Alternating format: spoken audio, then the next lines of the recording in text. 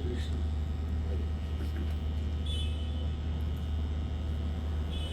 तो भगवान वामन बलि महाराज के यहाँ गए हैं और बलि महाराज भगवान को देने के लिए तैयार हैं। भगवान उनके सामने खड़े हैं। वामन भगवान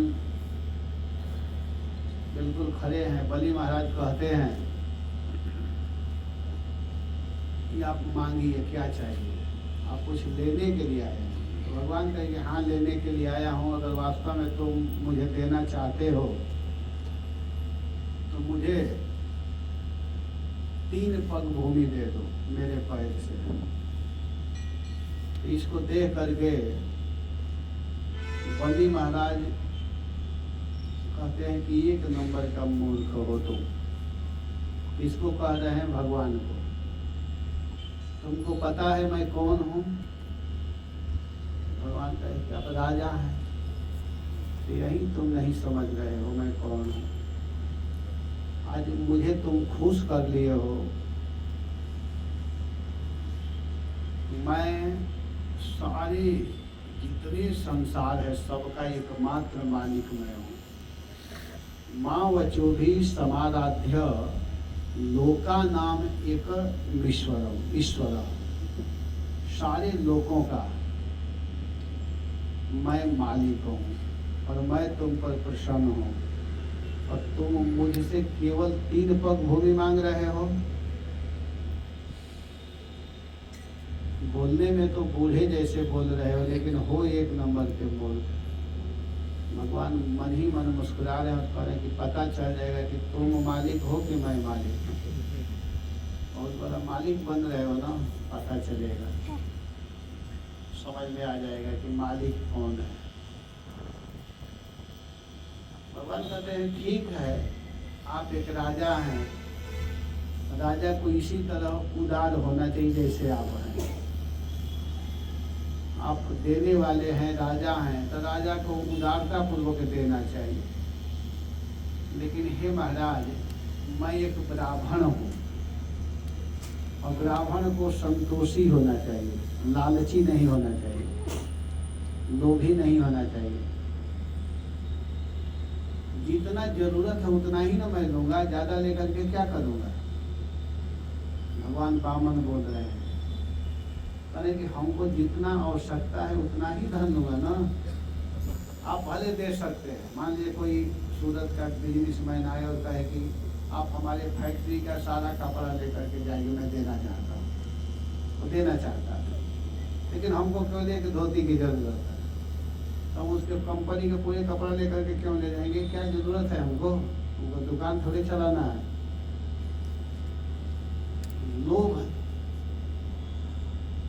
ब्राह्मण को नहीं करना चाहिए। ब्राह्मण माने साधु वैष्णव, ब्राह्मण को लोभ नहीं करना चाहिए। यहाँ पर शिक्षा दे रहे हैं भगवान। लेकिन देने वाले को भी उदारता पूर्वक देने के लिए तैयार रहना चाहिए। बलि महाराज अपने जगह पर बिल्कुल सही बोल रहे थे और भगवान भी अपने जगह पर सही बोल रहे हैं, लेकिन एक जगह केवल बलि महाराज से गलती हो गया। देने वाले को बलि महाराज जैसा ही उदार होना चाहिए देने में। लेकिन बलि महाराज से गलती क्या हुआ, बताइए क्या गलती हुआ? बताइए क्या बोले बलि महाराज? गलती में क्या बोल दिए? नहीं मालिक। हाँ, एक गलती बोल दी। वो बोले कि लोका नाम एक ईश्वर, सारे संसार का मालिक मैं हूँ। यही गलती बोल दी। वो मालिक नहीं है। मालिक कौन है? भगवान। भगवान ईश्वर परमः कृष्णः सच्चिदानंद विग्रह अनादिरादि गोविंद सर्व कारण कारण, सबके कारण, मूल कारण भगवान है। भगवान भगवत गीता में बोले हैं कि अहम सर्वस्य प्रभव मत्तः सर्व प्रवर्तते इति मत्वा भजन्ते माम बुद्धा भाव समन्विता। जो यह मान करके मेरा भजन करता है वही बुद्धिमान है। स्पष्ट भगवान कह दिए कि कौन बुद्धिमान है? जो यह मानता है कि भगवान ही, कृष्ण ही सबके स्वामी हैं, मालिक हैं, प्रभु हैं। अगर यह मानता है जो वो बुद्धिमान है, और जो यह मानता है कि मैं मालिक हूँ, मैं करने वाला हूँ, वो बुद्धिमान है, वह एक नंबर का मूर्ख है। मूढ़ा, उसको मूढ़ कहा गया, वह मूर्ख है। तो देखिए बलि महाराज सब कुछ कर रहे थे, लेकिन यह शब्द बोल करके एक नंबर के मूर्ख बन गए। अब उनको बुद्धा कहा जाएगा कि मुद्धा कहा जाएगा? बताइए, सब कुछ करने के बाद में करे कराए में बस खूब आइटम बना दीजिए, सुंदर आइटम बना करके तैयार कर दिया, उसमें थोड़ा सा किरासन का तेल डाल दीजिए, तो स्वाद आएगा? बताइए, सारा बनाया हुआ गड़बड़, सत्यानाश कर दिए। तो बलि महाराज यहाँ ऐसा ही गड़बड़ी की, लेकिन भगवान बिल्कुल शांत है। भगवान कहे कि ठीक है महाराज, आप अपने जगह पर बिल्कुल सही बोल रहे हैं, लेकिन मुझे केवल 3 पग भूमि चाहिए, देना है तो दीजिए, नहीं तो कोई बात नहीं। तब बलि महाराज कहे कि मानने वाला नहीं है, तो ठीक है, चलो मैं तुमको देता हूँ। और जो ही देने के लिए संकल्प करने के लिए चले, अपनी पत्नी विंध्यावली जी को बुलाए कि आओ जल लेकर के आओ, अब संकल्प करते हैं। संकल्प का बड़ा महत्व है, और संकल्प करते हैं। उसी समय गुरु जी बैठे हुए थे उनके, शुक्राचार्य। शुक्राचार्य कहे कि अरे मूर्ख, तुमको समझ में नहीं आ रहा है, तुम क्या करने जा रहे हो? अरे विरोचन पुत्र, क्रोध में विरोचन माने पिता का नाम ले रहे हैं। अरे विरोचना वाला माने क्रोध में पिता का नाम लेकर किस तरह से डांट रहे हैं। तुमको समझ में नहीं आ रहा है? तुम जिसको देने के लिए जा रहे हो, मालूम है कौन है? कौन है? तो ब्राह्मण देवता है। नहीं नहीं, ये ब्राह्मण नहीं है, यह स्वयं विष्णु है, रूप बदल करके आया है इंद्र के काम करने के लिए, काम बनाने के लिए। अच्छा, विष्णु है? हाँ। तब बोलते तो तुम इसको मना कर दो, कहो कि मैं नहीं दूंगा। तो मैं नहीं दूंगा, मैं कभी बोल दिया था कि आपको जो चाहिए मांग लो, मैं देने के लिए कहा, और अब कैसे कह दो कि नहीं दूंगा? कहते हैं ज्यादा सत्यवादी मत बनो, झूठ थोड़े बोलना चाहिए महाराज। गुरु महाराज अब ये क्या सिखा रहे हैं? कहते हैं अरे भाई, तुम नहीं जानते हो, मैं तुम्हारा गुरु हूँ, और कहीं कहीं झूठ बोलना चाहिए, वह निंदनीय नहीं है। तो कहाँ झूठ बोलना चाहिए? तो कहते हैं कि 5 जगह झूठ बोलना चाहिए, और वह निंदनीय नहीं है। झूठ है लेकिन वो निंदनीय नहीं है। तो कहे कि कहाँ कहाँ? अब बलि महाराज सोचे कि चलो गुरु महाराज का प्रवचन पहले सुन लेता हूँ, क्या सुना रहा है।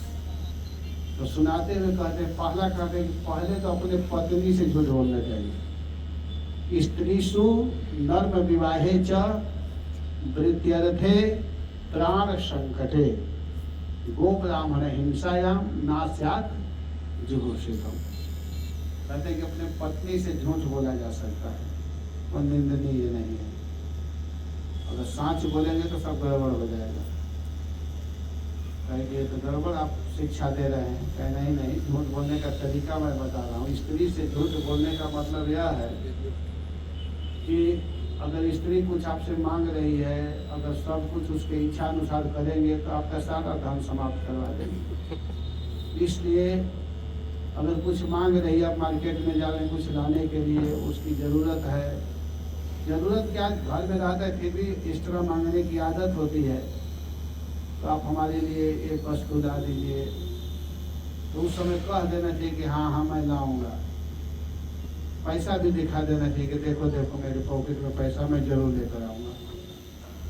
लेकिन बाजार में जाइए, बिल्कुल मत खरीदिए, खरीदना नहीं है। और जब आप कह कर जाएंगे तो उस दिन आइटम स्पेशल बना रहेगा आपके लिए कि पति साहब हमारा खरीद करके लाएंगे, चलो आज उनको अच्छा से खिलाते हैं। बाजार में जाइए, दिखाई दे रहा है वो सामान, लेकिन लेना नहीं है। आ जाइए घर, आइटम तो बना हुआ है, खाने को मिलेगा ही। और पूछे कि लाए क्यों नहीं, तो कह देना ठीक है देवी मैं तो भूल गया, आपको बताना चाहिए ना, फोन कर देना चाहिए। कॉल करने में क्या लग रहा था? तो वो झूठ निंदनीय नहीं है। पहला दूसरा, विवाह में किसी लड़की का विवाह है तो उस समय झूठ बोला जा सकता है।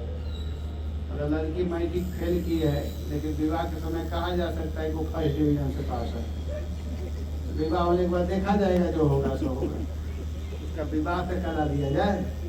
लड़की खूब झगड़ा करती हो गांव में रह करके घर में, लेकिन विवाह करते समय कह देंगे अरे वो तो बहुत अच्छी बच्ची है, बड़ा प्रेम से बोलती है, उसका विवाह करा दीजिए। विवाह में झूठ बोला जा सकता है, ठीक है। गाय के रक्षा, गौ के रक्षा में, और कभी कभी हंसी मजाक में भी झूठ बोला जा सकता है, मजाक में कुछ थोड़ा मोड़ा बोल सकते हैं।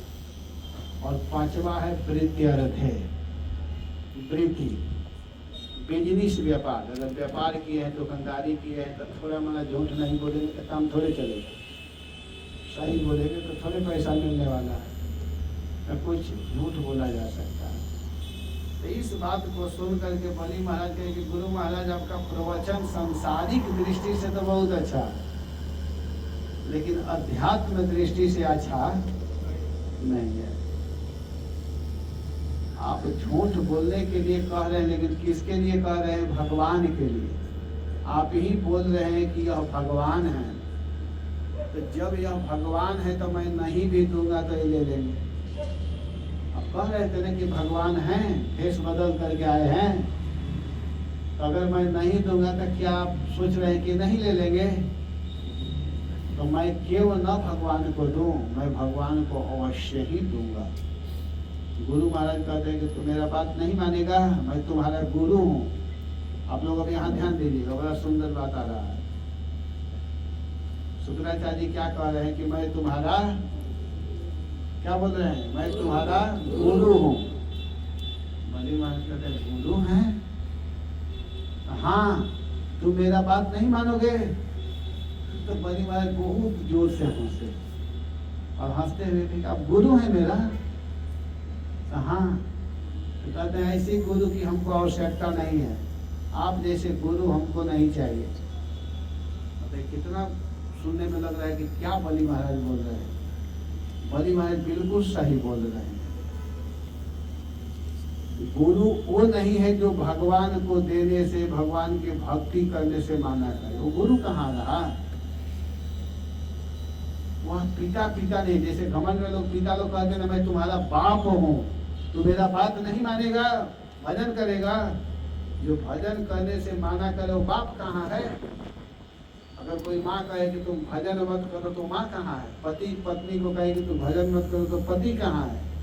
ऋषभ देव के प्रसंग में भागवत के 5वें स्कंध के 5वां अध्याय में स्वयं भगवान ऋषभ देव कहते हैं कि गुरु न सस्या स्वजनो न सस्या। कहा गया कि वह गुरु नहीं है, वह स्वजन नहीं है, वह पति नहीं है, वह दैव नहीं है जो भगवान की भक्ति में बाधा बन रहा है। कहा गया कि जाकर प्रिय न राम वैदेही तजी कोटि वैरी सम यद्यपि परम शनै। जाकर प्रिय न राम वैदेही, जिसके प्रिय भगवान नहीं है, कृष्ण नहीं है, राधा नहीं है, सीताराम नहीं है, तजी कोटि वैरी सम, वह करोड़ों बैरी के समान है। यद्यपि परम स्नेह, यद्यपि अपना पिता है, यद्यपि अपना भाई है, यद्यपि अपना पति है, यद्यपि अपना गुरु ही क्यों न हो, लेकिन अगर वह भगवान के भक्ति में बाधक बन रहा है, बाधा डाल रहा है, तो उसको छोड़ देना चाहिए। उसको छोड़ने में दोष नहीं लगता। किसको छोड़ने की बात कही जा रही है? जो भगवान के भक्ति में बाधा डाल रहा है, विघ्न डाल रहा है। और जो विघ्न नहीं डालते उनको नहीं छोड़ना है, ये नहीं कि सबको छोड़ दीजिए। किसको छोड़ना है? जो भगवान के भजन करने में रोक लगा रहा है, माना कर रहा है, रोक रहा है, कहे कि नहीं तुम भक्ति में मत जाओ, कथा सुनने मत जाओ, एकादशी मत करो, जन्माष्टमी मत करो। ऐसे लोगों को छोड़ा जा सकता है। तो बली महाराज आज गुरु का त्याग करने जा रहे हैं। शुक्राचार्य जी रोक रहे हैं और शुक्राचार्य जी के बात को नहीं माने, कहे कि नहीं गुरुदेव, मैं तो आज दूंगा, आप ऐसे दूसरे के लिए कुछ कहते थे और सोचा जाता, लेकिन आप भगवान के लिए माना कर रहे हैं। मैं भगवान के लिए देने जा रहा हूँ और आप माना कर रहे हैं, रोक रहे हैं, मत दो। मैं क्यों नहीं दूंगा? सब कुछ भगवान का है, या शरीर ही भगवान का है, तो शरीर से प्राप्त धन को दे दिया तो कौन बहुत बड़ा चीज दिया? धन तो शरीर से मिला है ना। जब शरीर आया तो हम धन कमा करके पैसा रुपया जो भी एकत्रित किए, यह शरीर ही भगवान का है। तो शरीर से प्राप्त धन को अगर हम दे रहे हैं तो कौन बहुत बड़ा काम कर रहे हैं? मैं अवश्य ही दूंगा। और जब देने के लिए किए तो शुक्राचार्य श्राप दे दिए कि जाओ तुमको निरय की प्राप्त हो। निरय, निरय माने नरक, तुम नरक में गिरोगे। लेकिन यहाँ पर आचार्य लोग निरय का अर्थ करते हैं नीलय, रलयो भेदा। र का अर्थ ल होता है, नीलय। देखिए सारस्वत अर्थ, सरस्वती जी शुक्राचार्य जी से सारस्वत अर्थ करवा दी है कि जाओ बेटा तुम नहीं मान रहे हो ना, बहुत अच्छा कर रहे हो। देखिए सरस्वत अर्थ यह हो रहा है, आप नहीं मान रहे हो ना, हमारे कहने से भी तुम नहीं मान रहे हो ना, भगवान को दे रहे हो, जाओ तुमको निलय, निलय की प्राप्ति होगी। निलय माने भगवत धाम, भगवान का चरण तुमको मिलेगा। जाओ मैं तुमको आशीर्वाद दे रहा हूँ। शुक्राचार्य ये कह रहे हैं। शुक्राचार्य के मुख से सरस्वती जी अर्थ करवा रही है, कह रही कि तुमको भगवान का चरण मिलेगा। कोई कुछ भी रोक दे लेकिन भगवान को देने में तुम नहीं हटा, इसलिए मैं तुम पर प्रसन्न हो। जाओ तुमको भगवान अवश्य ही मिलेंगे। भगवान का धाम, भगवान का चरण तुमको मिलेगा, जाओ। तो शुक्राचार्य ने संकल्प किया और संकल्प करके शुक्राचार्य क्या किए कि तुरंत देने के लिए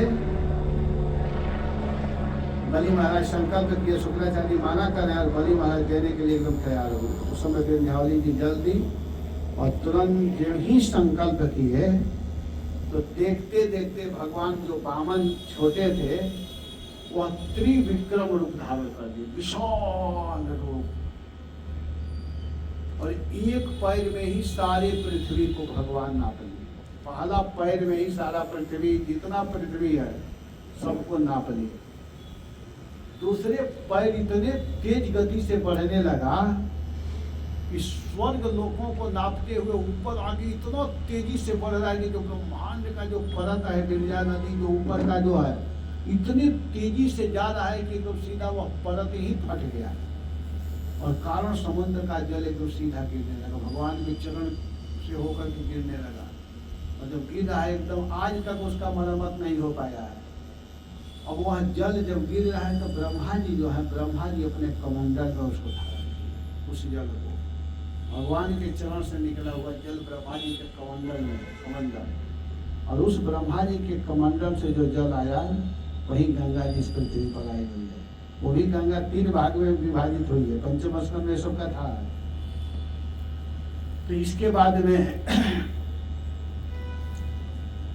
अब हुआ क्या कि दूसरे पैर में ही भगवान ने ऊपर के लोगों को भी नाप लिया, अब कहीं जगह नहीं था। भाई संसार विश्व कहने का मतलब कि स्वर्ग आदि लोगों को लो, तो उसको भी भगवान ने नाप लिया दूसरे लोगों में, दूसरे चरणों में।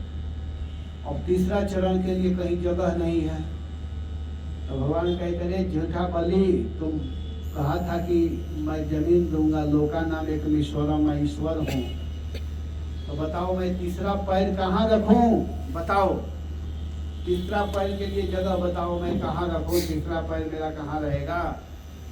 तो इसको सुन करके बलि महाराज एकदम संकोच किए हुए हैं, सोचते हैं क्या बोलूं क्या बोलूं। तो बलि महाराज कहते हैं कि भगवान मैं कभी झूठ नहीं बोलता हूँ, आप आए थे 3 पग भूमि लेने के लिए ना, आप 3 पग भूमि के लिए आए थे। हमारा संपत्ति आपके चरण के 2 पैर के बराबर है। आप नापे ना, पहला चरण में पृथ्वी को नाप लिए, दूसरे में स्वर्ग लोकों को नाप लिए। तो हमारा सारा संपत्ति आपके 2 पैर के बराबर हुआ ना? मैं कहा हाँ। तो और 4 पैर ले लीजिए। आप आए थे 3 पग के लिए, मैं आपको 6 पग दे रहा हूँ, दूना ले लीजिए। कैसे कैसे तुम दोगे? जब तुम तीसरा पैर के लिए जमीन ही नहीं दे पा रहे हो तो और कहाँ से दोगे? अरे प्रभु, आपको पता है धन से धनवान का कीमत दूना होता है। तो मेरा धन आपके 2 चरण के बराबर, पग के बराबर है, तो मैं आपके सामने उपस्थित हूँ। मैं अभी 4 पैर के बराबर हूँ। अपना चरण मेरे सिर के ऊपर रख दीजिए, मुझको ले लीजिए। मैं अपने आप को आपको दे रहा हूँ। भीतर से तो बलि महाराज बड़े खुश हैं। व्यक्ति सब कुछ दे देता है लेकिन अहम को नहीं देता है। आज बलि महाराज अपने आप को दे रहे हैं। धन भी दे दिए, मन भी दे दिए और अपने जीवन को भी दे रहे हैं। कह रहे हैं कि हे नाथ, हे प्रभु, मैं अपने आप को आपको दे रहा हूँ, मुझे आप ले लीजिए। मेरे सिर के ऊपर अपना तीसरा चरण रख दीजिए। भगवान हृदय से तो खुश हैं और ऊपर से वरुण जी को आदेश देते हैं कि इसको बांध दो। वरुण पास में बांधा इसको तुरंत। तो देखते देखते उनको बांध दिया गया। बलि महाराज बंध गए और बंध गए, अपने सिर को ऐसे झुकाए हुए। उसी समय वहां पर विंध्यावली जी, ब्रह्मा जी और प्रहलाद महाराज आते हैं। प्रहलाद महाराज आते हैं तो प्रहलाद महाराज को देख करके बलि महाराज आज संकोच कर रहे हैं, लज्जित हो रहे हैं। सोच रहे हैं कि आज प्रतिदिन मैं अपने दादाजी को चरण छू करके प्रणाम करता था। प्रहलाद के प्रपौत्र लगते हैं बलि महाराज। प्रहलाद के लड़के विरोचन है, विरोचन के पुत्र बलि महाराज हैं। तो बलि महाराज सोचते कि रोज मैं इनके चरण छू करके प्रणाम करता था, लेकिन आज मैं बंधन में आ गया हूँ। तो अपने सिर को झुकाए हुए हैं और संकोच भी कर रहे हैं कि आज मैं दादाजी को प्रणाम नहीं कर पा रहा। उसी समय ब्रह्मा जी आते हैं और ब्रह्मा और प्रहलाद कुछ कहना ही चाह रहे हैं भगवान के सामने, तब तक उनकी पत्नी बलि महाराज की पत्नी विंध्यावली आ जाती है। और विंध्यावली जी आकर के कहती हैं कि हे प्रभु, आपने बहुत अच्छा किया। बताइए, जिसके पति को बांध दिया गया और उसकी पत्नी कहे कि बहुत अच्छा किए, इसको क्या कहा जाएगा? विंध्यावली जी कहते कि आपने बहुत अच्छा किया इनको बांध करके। इनको बड़ा घमंड हो गया था कि मैं ही राजा हूँ, सारे विश्व के, सारे त्रिलोकी के मालिक हे नाथ आप हैं, और आपके सामने कह रहे कि मैं मालिक हूँ। बहुत अच्छा किए, इसी तरह बांधे रखिए। यहाँ पर भी एक विज्ञान है। विंध्यावली जी बहुत बुद्धिमती स्त्री हैं, समझदार हैं। अगर आकर के भगवान से कहे कि आपने अच्छा नहीं किया, मेरे पति को बांध दिया, तो भगवान शायद उसको भी बांध दिए होते। लेकिन जो बुद्धिमान व्यक्ति होते हैं, अगर किसी का लड़का गलती किया हो या भाई गलती किया हो, कोई मार रहा हो, कोई दंड दे रहा हो, और उस समय कोई जाकर कहे अब क्यों मेरे भाई को मार रहे हो, तो व्यक्ति उसको छोड़कर उसको पीटने लगेगा क्रोध में। अगर कोई आकर कहे आप बहुत अच्छा कर रहे हैं, ये एकदम नालायक है, और एक तो तमाचा उसके सामने अपने भी पीट देना चाहिए, बहुत बदमाश है, तो जब मारेंगे ना तो सोचेगा ये सही में बदमाश, इसके घर वाले भी मारे, चलो इसको छोड़ देते हैं, तो व्यक्ति छोड़ देगा। अगर कोई आकर के मारेगा कि आप बहुत अच्छा करें, बदमाश है ही, इसको पीटिए, और एक दो तमाचा लगा दे, तो सामने वाला सोचेगा कि अरे यार मैं मारूं, घर वाले भी इसको पीट रहे हैं, छोड़ो छोड़ो, इसको नहीं मारेंगे। तो यही सूत्र विंध्यावली जी अपनाई है। विंध्यावली जी कह रहे हे प्रभु, आपने बहुत अच्छा किया, मालिक आप हैं, अपने आप को मालिक बन रहे हैं, बहुत अच्छा किया, बहुत अच्छा, बहुत अच्छा। इतना सुंदर भगवान चुपचाप हो गए और देख रहे, अरे ये क्या कह रही है, इसकी पत्नी इस तरह बोल रही है। और विंध्यावली जी जब बोल करके अभी खड़ी होती है, तब तक प्रहलाद महाराज आ जाते हैं, वहीं थे ही। प्रहलाद कहते प्रभु हमको समझ में नहीं आ रहा है, आप कर क्या रहे हैं, आप बलि को बांध रहे हैं कि आप खुद बन रहे हैं, हमको समझ नहीं आ रहा है। बलि को बांध करके इसके जज को और आप विख्यात करना चाहते हैं। भक्त और भगवान आपका लीला समझ में आ नहीं रहा है, आप क्या करना चाहते हैं। धन्य है प्रभु, आप बलि के महिमा को किस तरह आप बढ़ा रहे हैं देखने को मिल रहा है। आप धन्य है, महान है। और इतना सुन करके भगवान प्रहलाद महाराज की तरफ देख रहे हैं। प्रहलाद महाराज किस तरह बोलेंगे तो उनको समझ में नहीं आ रहा है कि आप बलि को बांध करके इसके महिमा को कैसे बढ़ाना चाहते हैं। सारे संसार में इसका महिमा फैल रहा है, आप कर क्या रहे हैं। तब तक ब्रह्मा जी सामने आते हैं और ब्रह्मा जी आकर कहते हैं कि हे प्रभु, इस बेचारा बलि को आप छोड़ दीजिए। बलि ने आपको सब कुछ दे दिया, आप क्यों बलि को बांधे हैं। अच्छा नहीं लग रहा है प्रभु। हे नाथ, आप इसको मुक्त कर दीजिए, इसको क्यों बांधे हैं। आप इसको मुक्त कर दीजिए, आप मत इसको बांधिए। ये तो सब कुछ आपको दे दिया, अपना धन दे दिया, अपने आप को दे दिया, अपने परिवार स्वजन से अलग हो गया है बेचारा। आज इसके घर वाले भी इसको इस तरह लताड़ रहे हैं, इस तरह बोल रहे हैं। अब तो छोड़ दीजिए, अब तो रहम कीजिए प्रभु। तो भगवान ब्रह्मा की तरफ देख कर कहते, अरे ब्रह्मा, मैं बलि को नहीं बांधा हूँ, बलि ने मुझको बांध लिया। कहाँ मैं बलि को बांधा हूँ, देख नहीं रहे हो, मैं बलि के द्वारा बांधा जा चुका हूँ। यह मेरा परम भक्त बलि कोई साधारण नहीं है। इसने जो कार्य किया है, अपने आप को जो मेरे चरणों में समर्पित किया है, जानते हो, इससे मैं इसका दास बन गया हूँ। दास, बलि का मैं सेवक बन गया हूँ, दास। मैं बलि को नहीं बांधा हूँ। और बलि महाराज से भगवान कहते हैं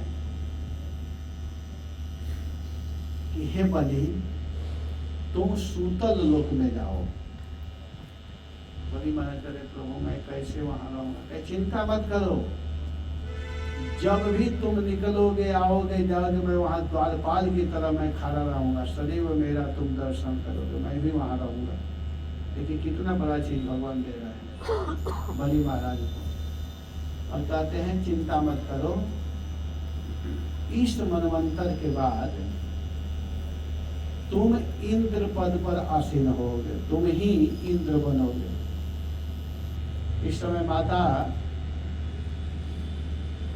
अदिति ने तपस्या की थी, इसलिए उसको मैं वचन दिया था, तो उसके लड़का इंद्र को देने के लिए यह लीला धारण करना पड़ा मुझको। लेकिन वास्तव में इस मनवंतर के बाद तुम इंद्र पद पर आसीन होगे, जाओ। और इतना जब कहे तो बलि महाराज क्या किए कि भगवान के चरणों में प्रणाम करके सूतल लोक के लिए प्रस्थान कर। सूतल लोक बड़ा सुंदर स्थान है, बड़ा सुंदर चमकता है, लाइट लाता है, प्रकाश होता है। वहाँ सूर्य चंद्रमा नहीं है, लेकिन वहाँ बड़ा तेज होता है, बड़ा सुंदर स्थान है वो। तो वहाँ पर भगवान उनको भेजे। और जब बलि महाराज चल दिए वहाँ के लिए, तब भगवान शुक्राचार्य जी से कहते हैं, शुक्राचार्य वहीं पर थे, तो शुक्राचार्य जी से कहते हैं कि अरे महाराज, आपके चेला का यज्ञ पूरा नहीं हुआ, अधूरा ही रह गया, इसको तो आप पूरा करा दो। आप गुरु हो, इस यज्ञ को पूरा कराओ। तो शुक्राचार्य कहते हैं कि प्रभु, अब यज्ञ की क्या जरूरत है। मंत्रतः तंत्रतः छिद्रः देश कालान वस्तुतः सर्वं करोति निश्छिद्रम नाम संकीर्तनम तव। मंत्रतः तंत्रतः छिद्र देश कालान वस्तुतः। मंत्र में, तंत्र में, विधि विधान में कहीं ना कहीं कुछ न कुछ त्रुटियां हो जाती है कि नहीं। मंत्र पढ़ते उसमें गलती हो जाता है, लोग व्यवस्था करते हैं, दूध दही घी में गलती हो जाता है, स्थान में दोष हो जाता है, कुछ न कुछ कमियां हो जाती है। तो करे कि ये सब तक कमी हो जाता है, सारे कमियों को पूरा करने वाला नाम संकीर्तनम तव। जहाँ आपके नाम का कीर्तन होता है, हरे कृष्णा कृष्णा कृष्णा कृष्णा हरे हरे, हरे राम सारे कमियों को पूरा करने वाला आपका नाम है। ये कौन बोल रहे हैं? शुक्राचार्य जी। शुक्राचार्य जी भगवान से करें, भगवान कहे कि इस यज्ञ को पूरा करा दीजिए, जो यज्ञ अधूरा रह गया था उसको बीच में ही बंद करना पड़ा बलि के यज्ञ को, तो उस बेचारा के यज्ञ को पूरा करवाइए आप। तब शुक्राचार्य जी कहते हैं कि अरे प्रभु, जहाँ आपके नाम का कीर्तन होता हो, जो व्यक्ति भगवान के नाम का जप कर रहा है, देखिए ध्यान दीजिएगा आप लोग माला करते हैं, जो माला कर रहे हैं उनको यज्ञ करने की कोई जरूरत नहीं है। बहुत कुछ वेद आदि के चक्कर में पड़ने की आवश्यकता नहीं है। माला अगर कोई शुद्धता पूर्वक कर रहा है, हरे कृष्णा कृष्णा कृष्णा हरे हरे, हरे राम ये सारे त्रुटियों को पूरा करने वाला यह नाम है। लेकिन आप एक भगवान हैं, आप जब कह रहे हैं इसकी आवश्यकता है नहीं, शुक्राचार्य जी बोले, लेकिन जब आप कह रहे हैं तो आप भगवान हैं। अब आपके आदेश को तो मुझे पालन करना पड़ेगा, क्योंकि भगवान के आदेश को मानना ही हम लोगों का धर्म है।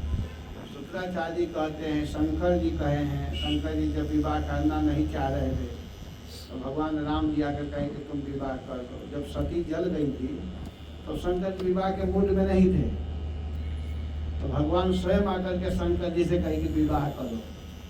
तब वहाँ पर शंकर जी ने कहा है कि मातु पिता गुरु प्रभु की वाणी, बिनहु विचार करहु सुख जाने, बिनहु विचार करहु सुख जाने।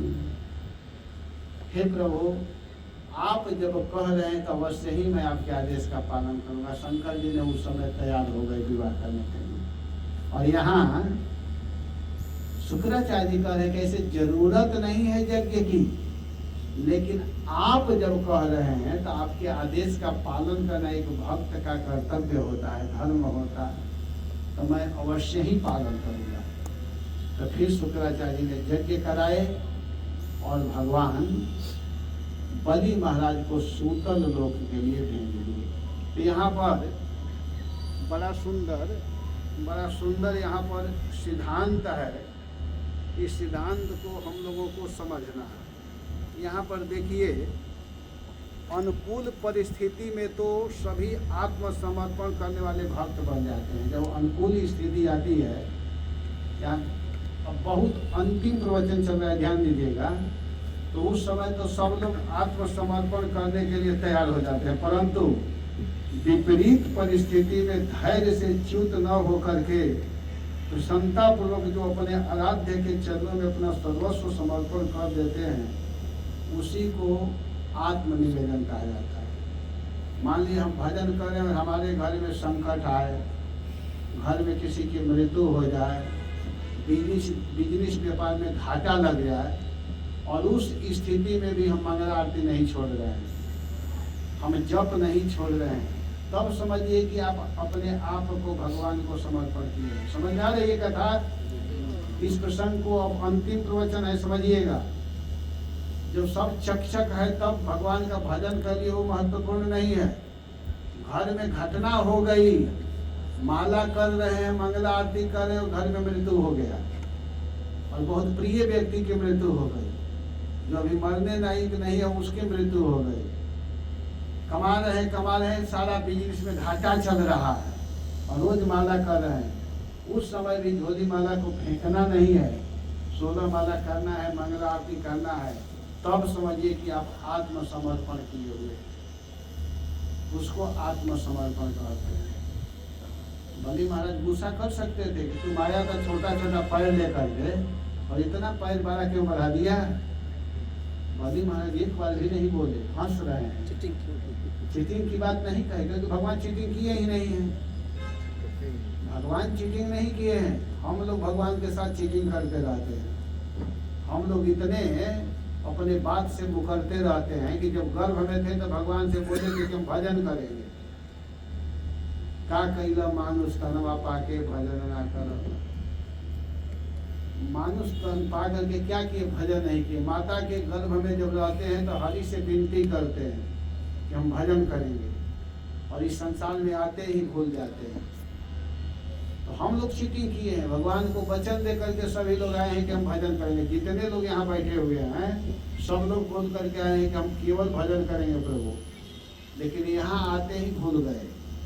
भजन को गौड़, काम को प्रधानता। तो यह आत्मसमर्पण नहीं है। यहाँ कह रहे हैं कि विपरीत अवस्था में अगर कोई धैर्य से च्युत न हो करके प्रसन्नता पूर्वक जो अपने आराध्य के चरणों में अपना सर्वस्व समर्पण कर देते हैं, अपने अहम और मम को समर्पण कर देते हैं, वे ही सच्चे आत्मनिवेदन करने वाले भक्त हैं। इस निष्कर्ष पर, कसौटी पर महाभागवत प्रहलाद जी के पौत्र दानवेंद्र बलि खड़े उतरते हैं। इसलिए दानवेंद्र बलि को आत्मनिवेदन भक्ति के उदाहरण में आदर्श माना गया है। सर्वस्वात्म निवेदने बलि अभूत। सब कुछ देने वाले में बलि महाराज महान हुए। करुणा सागर श्री भगवान अपने भक्तों की कठिन परीक्षा लेकर के उनके उत्कर्ष की अभिवृद्धि करते हैं। वेद आत्मा विराट विशेषेण राजते इति विराट गरुड़ यद्वा विष्णु पक्षसु राजते इति विराट पक्षराज गरुड़। पक्षराज गरुड़ जी ने अपने प्रभु की चिकित्सित उनके हृदय की बात जान ली। प्रभु चिकित्सित का भाव यह है कि इसके सर्वस्व का अपहरण करके इसके मम का अभिमान जैसे मैंने समाप्त कर दिया, उसी प्रकार अब इसके शरीर को भी स्वीकार करके इसके अहम को भी समाप्त कर दो। अहम और मम का त्याग ही सच्चा आत्मनिवेदन है। अहम और मम, मम माने मेरा, मेरा धन तो भगवान ले लिए थे, लेकिन अभी एक चीज बाकी था। वो बाकी क्या था? अहम। अहम माने मैंने दिया, तो अहम को भी भगवान ले लिया। अहम माने उनको रस्सी में बंधवा दिए, अपमान करवा दिए। अहम उसको कहते हैं अहम को भी लेना। अहम और मम सब कुछ भगवान लेकर के बलि के ऊपर परम अनुग्रह करना चाहते हैं भगवान। बड़ा अनुग्रह करने के लिए ही इस तरह के कार्य भगवान ने किया, और करके अपने भक्त बलि के उत्कर्ष को उन्होंने बढ़ाया, महानता को बढ़ाया। उन्होंने दिखाया कि बलि कोई साधारण व्यक्ति नहीं है। बलि अपने आप को भगवान के चरणों में समर्पित कर दिया। जैसे भरत जी भगवान के चरणों में अपने आप को समर्पित किए थे। भरत जी के दिमाग में कभी यह नहीं था कि मैं अयोध्या का राजा हूँ, मैं इस तरह करने वाला हूँ, ये सब नहीं। जब भरत जी भगवान राम से कहे कि आप अयोध्या चलिए, और भगवान जाने के लिए जब तैयार नहीं हुए, तब क्या किया जाए, बड़ा असमंजस की स्थिति आई। तो उस समय भगवान भरत जी से कहे कि ठीक है भरत, तुम जो कहोगे वही मैं करूँगा। तुम अगर चाहते हो, अगर कह दोगे कि आप चले जाइए अयोध्या, तो मैं चला जाऊँगा। तो जब ऐसी स्थिति आई तो भरत जी क्या सोचे कि मैं प्रभु का सेवक हूँ, और सेवक का कर्तव्य यह नहीं है कि अपने प्रभु को संकट में डाल दे। अपने प्रभु को संकट में डालना यह सेवक का धर्म नहीं है। हमारे सामने हमारे प्रभु संकुचित हो रहे हैं, यह उचित नहीं है। तब भरत जी ने कहा, वहाँ बड़े बड़े लोग बैठे हुए हैं, जनक जी बैठे हैं, गुरु वशिष्ठ जी बैठे हुए हैं। भरत जी कहे कि प्रभु मैं आपको संकोच में नहीं डालना चाहता हूँ, ठीक है मैं जाने के लिए तैयार हूँ, आप मत जाइए मैं जाऊँगा, लेकिन हे नाथ मैं आपके बिना रह नहीं सकता हूँ, मैं आपके बिना रह नहीं पाऊँगा। अब हमको जीने का तो कोई उपाय कीजिए, हे नाथ कोई उपाय कीजिए। तो जानते हैं प्रश्न उठता है ना, क्या भगवान चरण पादुका पहन करके गए थे? चरण पादुका कहाँ से आया बताइए प्रभु, कहाँ से आया? भगवान की कृपा मैंने चरण पादुका कहाँ से आ गया? भरत जी लेके आए। नहीं, भरत जी लेकर आए ना वहाँ कुछ नहीं। भरत जी कैसे लेकर, भरत जी क्यों चरण पादुका लेकर आएंगे? इसका मतलब भरत जी को पहले से मालूम था कि भगवान नहीं आएंगे, इस चरण को पादुका को ही लेकर के जाना है। मैंने प्री प्लानिंग के साथ आए थे क्या भरत जी? नहीं, ये भाव नहीं है। उस समय भगवान के सामने जब कहने लगे कि प्रभु मैं आपके बिना कैसे रहूँगा, हमको जीने का कोई उपाय तो कीजिए, तो भगवान क्या किए कि स्वयं भगवान ही, राम ही चरण पादुका के रूप में वहाँ प्रकट हो गए भगवान, और कहे कि ठीक है इसको लेकर के जाओ। मुझ में और इस चरण पादुका में कोई अंतर नहीं है। चरण पादुका स्वयं राम ही प्रकट हो गए, राम चरण पादुका के रूप में आ गए और कहे कि इसको लेकर के जाओ। तो उसको लेकर के भरत जी बड़े प्रेम के साथ, प्रभु करी कृपा पावरी दीनी, प्रभु करी कृपा। भरत जी लेकर के आए, आते थे यहाँ कृपा नहीं होता। प्रभु करी कृपा पावरी दीनी, सादर भरत शीस धरि लेने, सादर भरत शीस धरि लेने। प्रेम के साथ में जब भगवान कृपा करके अपने आप को चरण पादुका के रूप में भरत को दिया, तो भगवान जब कृपा किए अपने चरण पादुका को, माने अपने आप को चरण पादुका के रूप में होकर के दिए, तो सादर भरत शीस धरि लेने, सादर भरत शीस धरि लेने।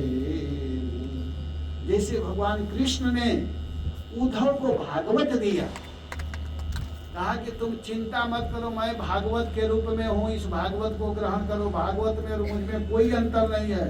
इसी तरह यहाँ पर राघवेंद्र सरकार ने, राम ने भरत को कहा कि भरत तुम चिंता मत करो, मैं ही चरण पादुका के रूप में हूँ, इसको लेकर के जाओ। और जब तक भगवान लौट करके नहीं आए तब तक उस चरण पादुका को प्रणाम करना, उनसे आज्ञा लेकर के। और भरत जी राज्य नहीं किए, भरत जी तो चले गए कहाँ? नंदी ग्राम में। शत्रुघ्न बेचारे उनको दिए 14 वर्ष के लिए, लेकिन शत्रुघ्न जी भी क्या करते थे कि राज सिंहासन, राजा का कार्यभार देखते थे, लेकिन रूम में जा करके बिना चटाई के, भरत जी तो चटाई पर सोते थे, भरत जी तो 14 वर्ष तक जौ का दलिया खाए गोमूत्र में पका करके, लेकिन शत्रुघ्न जी 14 वर्ष तक कुछ भी नहीं खाए।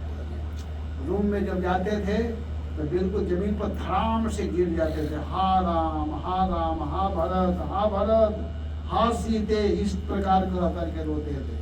और जब बाहर निकलते थे तो नाटक करते थे, जब सज धज करके आते थे लोगों के बीच में लगता था कि ये राजा है।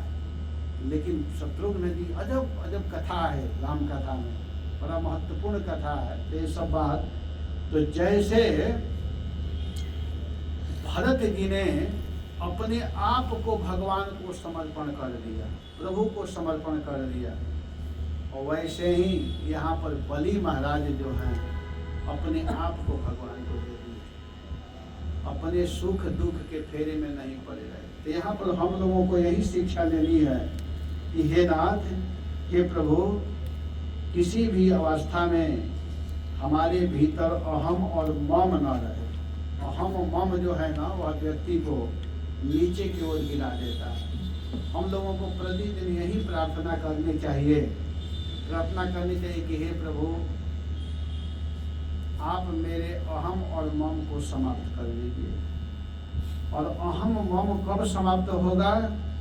तो जब बार बार शुद्ध वैष्णवों के मुख से जब हम भागवत को सुनेंगे, गुरु परंपरा से प्राप्त ज्ञान वाले वैष्णवों के मुखारविंद से, जो भागवत को दिन रात अपने जीवन बनाए हुए हैं, ऐसे लोगों के द्वारा जब बार बार हम सुनेंगे, तभी हम आगे की भक्ति को कर पाएंगे। जो भी भक्ति है, नवधा भक्ति में कीर्तन, स्मरण, पाद सेवन, अर्चन, बंधन, दास, सख्य, आत्मनिवेदन, जो 8 भक्ति है, ये 8 भक्ति जो है ना, ये सब टिकी हुई है किस पर? प्रथम भक्ति पर।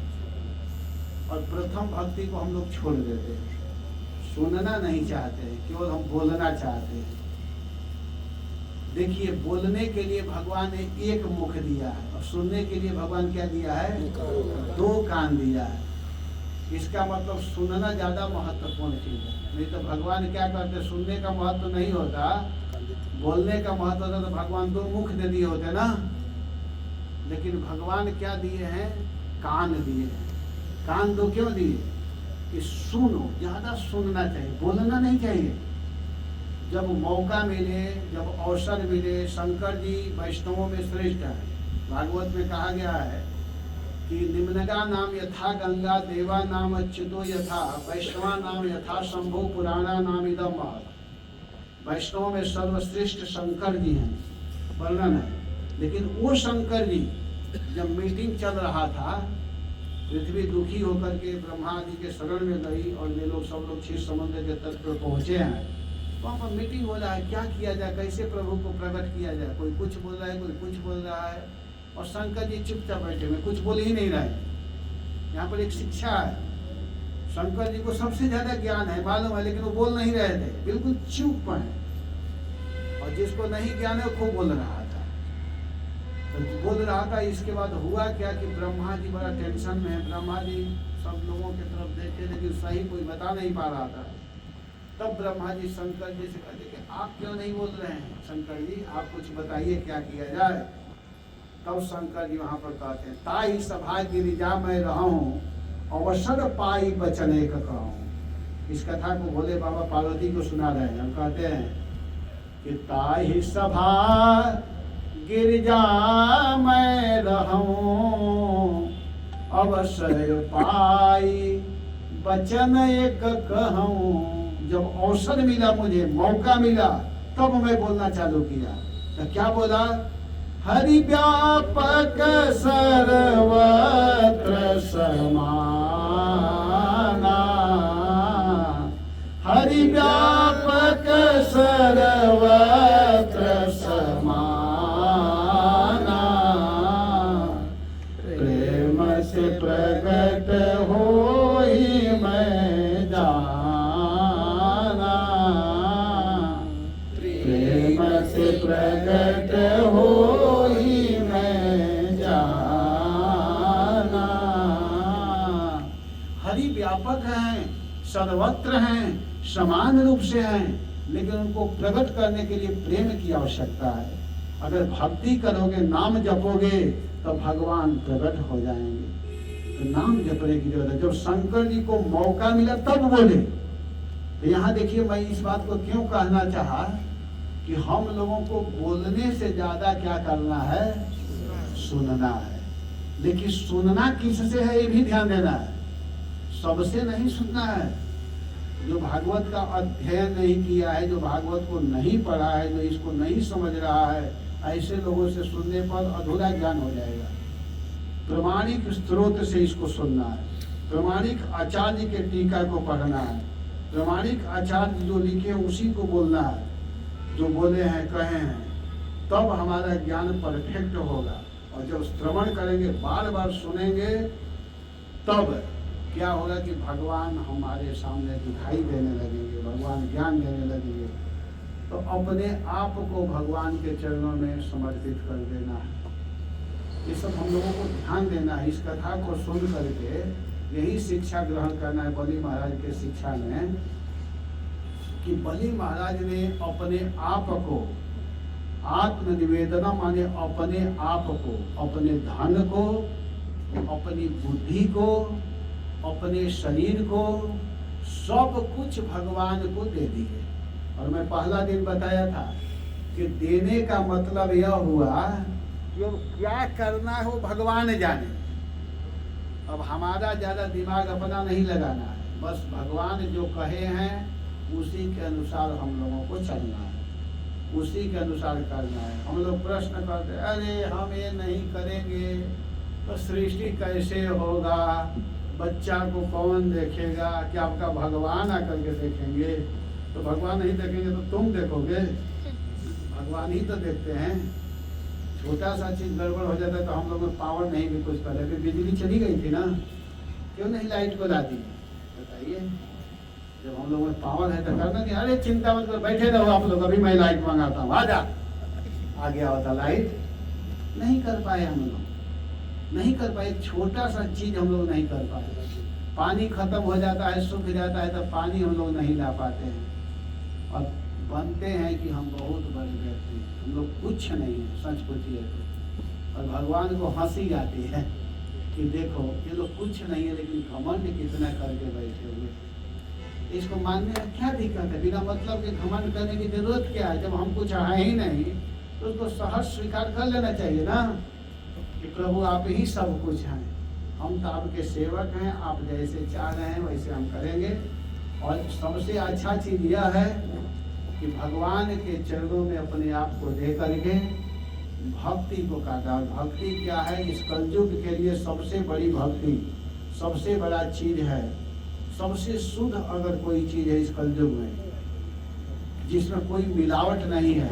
और समय मिलावट हो चुका है। जो सबसे विशुद्ध अगर कोई चीज बचा हुआ है तो वो है केवल भगवान का नाम।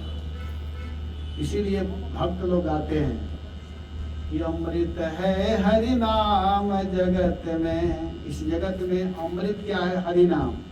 अरे छोड़ विषय विष पीना क्या, हरि नाम नहीं तो जीना क्या। बस इतना ही याद रखिए, आगे के भजन की जरूरत नहीं है। अरे अमृत है हरि नाम जगत में। इस जगत में अमृत अगर कोई चीज है तो है हरि नाम। छोड़ विषय विष पीना क्या। विषय जो है वह विष है, विष। उसको क्यों पी रहे हो? हरि नाम नहीं तो जीना क्या, हरि नाम नहीं तो जीना क्या। हरि नाम नहीं तो जीने से क्या फायदा है? इसलिए हरि नाम को स्वीकार कीजिए इस कलयुग के लिए। हरे नाम हरे नाम हरे नामैव केवलम कलौ नास्तेव नास्तेव नास्तेव गतिरन्यथा। इस कलयुग के लिए सबसे बड़ा अगर कोई औषधि है तो है भगवान का नाम। महाप्रभु इसी को देने के लिए आए और इसी का विस्तार किए हमारे प्रभुपाद जी ने। और आज प्रभुपाद के संस्था से जुड़े हुए आप सभी भक्त लोग इस नाम का प्रचार कर रहे हैं। तो इसके लिए मैं सबसे ज़्यादा विशेष धन्यवाद दूंगा श्रवण गौर हरि प्रभु, जो हम लोगों के बीच में हैं। सरल स्वभाव है, सरल स्वभाव सुभगत न गोरे। सब इनका स्वभाव बड़ा सुंदर है, स्वभाव भी सुंदर है, भक्ति भी सुंदर है। गुस्सा भी मैं नहीं देख रहा हूँ, एकदम किसी भी स्थिति में मुस्कुरा रहे हैं। दूसरे लोग घबरा जाते बिजली कटने पर, मैं खुद सोच रहा था क्या होगा, लेकिन एक बड़ा सुंदर व्यवस्था कर दी। एसी फेल है जहाँ हम लोग बैठे हुए हैं, कि नहीं? ऐसे होना चाहिए, किसी भी स्थिति में प्रसन्न रहना चाहिए। भगवान अपना काम करवा लेते हैं। ये कथा करानी थी भगवान को, करा लिए। माइक हो न हो, बिजली हो न हो, प्रभु का काम पहले जानते हैं भागवत कैसे होती थी? बिना माइक के, बिना पंजाल के, पेड़ के नीचे बैठो कथा चले। आजकल व्यक्ति टेंशन बना दिए भागवत को, पंडाल बनाओ, इतना करो, वो करो, ऐसे करो, अगर इतना कर देते हैं कि बस आदमी टेंशन में हो जाता, मैं कथा कैसे कराऊं। भागवत अगर कराना कोई चाहे तो प्रत्येक व्यक्ति इस कथा को करा सकता है, इसमें कोई झंझट नहीं है। साउंड की कोई आवश्यकता, साउंड चाहिए है ठीक है, नहीं है तो बैठ जाइए नजदीक, सुनते रहिए कथा। मुख्य सुनने का महत्व है कि नहीं? कथा सुनना चाहिए। जैसे तो प्रभु जी ने बड़ा सुंदर आयोजन किया, मैं इसके लिए इनको विशेष धन्यवाद दूंगा। क्योंकि गोपी लोग कहती हैं कि सबसे दाता बड़ा कौन है, सबसे बड़ा दानी कौन है, दानियों का लिस्ट बनाया जाता है तो गोपियों से सीखिए। गोपियाँ कहती है भागवत के 10वें स्कंद की 31 अध्याय के 9 नंबर के श्लोक में एकदम बिल्कुल प्रमाणित करके गोपियों का साइन हो चुका है। कहती है कि तव कथामृतम तप्त जीवनम कविभिरीडितम कलमशापहम श्रवण मंगलम श्रीमदाततम भुवि ते भूरिदा जना। सबसे बड़ा अगर कोई दाता है, अगर दानियों का लिस्ट बनाया जाए तो सबसे बड़ा दानी कौन है? जो इस कथा को कहता है, सुनाता है और जो इस कथा को सुनाने की व्यवस्था करता है, ये सबसे बड़ा दानी है। उसका ऋण कोई नहीं चुका सकता है। जैसे मान लीजिए मैं आप लोगों को कथा सुनाया, तो नियम है कि कथा सुनाने वाले को कुछ न कुछ देना चाहिए, नियम है। लेकिन कोई इस कथा का क्या दे सकता है? सबसे बड़ा दाता गोपीजन कहती है, जो हे प्रभु आपके विषय में जो कहता है, जो सुनाता है, तो सुनाने की व्यवस्था कौन किए? श्रवण गौर हरि प्रभु। तो ये वास्तव में बहुत बड़ा काम किए हैं और इनका सहयोग आप लोग करते हैं, इसलिए आप लोग भी महान हैं जो इसमें सहायता करते हैं, देते हैं, करते हैं सहयोग। तो मैं भगवान से यही प्रार्थना करूंगा, वामन भगवान से और जगन्नाथ भगवान से, क्योंकि आज स्नान यात्रा है, आज बड़ा सुंदर तिथि है। आज के दिन अगर कोई भगवान के कथा को सुनता है, ऐसे तो रोज सुनना चाहिए, तो भगवान विशेष कृपा करते हैं। तो भगवान जगन्नाथ, बलभद्र, सुभद्रा और हमारे वामन भगवान, हमारे कन्हैया जी आप लोगों के ऊपर कृपा करें। इसी तरह आप लोगों की मति भगवान में लगी रहे, भगवान की कथा सुनते रहिए और आप सभी लोग मुझे भी आशीर्वाद दीजिए, सभी लोग, कि मैं जहाँ भी रहूँ अपने प्रभु के गुण को गाता रहूं। कल सुबह ही मुझे मुंबई जुहू में जाना है, 2 दिन रहना है वहाँ, कल परसों, और इसके बाद 14 का वहीं से फ्लाइट है मेरा, शिलोंग जाऊँगा, कथा है, भागवत सप्ताह वहाँ पर है। आप लोग सब लोग भगवान से प्रार्थना कीजिए कि मेरी भी मति भगवान के चरणों में लगी रहे, मैं भगवान का गुण इसी तरह गाता रहूँ। इसी के साथ अगर मेरी वाणी कोई आप लोगों को अच्छी नहीं लगी हो तो उसको मत स्वीकार कीजिएगा, जो सही है उसको जरूर ग्रहण कीजिएगा। हरे कृष्ण।